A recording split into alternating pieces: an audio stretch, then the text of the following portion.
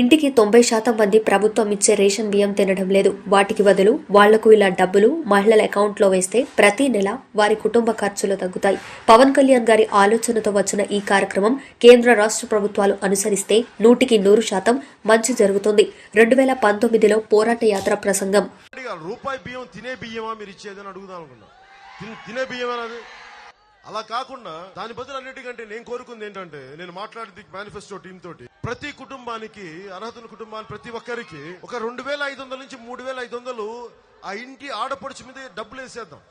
వాళ్ళు ఏ బియ్యం తినాలి నువ్వు ప్రభుత్వం ఎవరు చెప్పడానికి, వాళ్ళు ఏ బియ్యం తినాలో ముఖ్యమంత్రి ఎవరు చెప్పడానికి. వాళ్ళు తినే బియ్యం తింటారు. వాళ్ళ పప్పు కావాలి, అది కందిపప్పు పెసరపప్పు, అది వాళ్ళు ఇష్టం, నువ్వెవరు చెప్పడానికి. వాళ్ళు చింతపండు వేసుకుంటారో లేదంటే నిమ్మకాయ పిండుకుంటారో నువ్వెవరు చెప్పడానికి.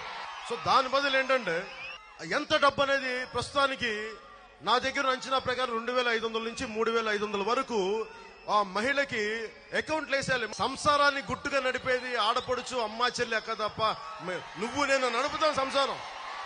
ఏమ్మా కరెక్టేనా?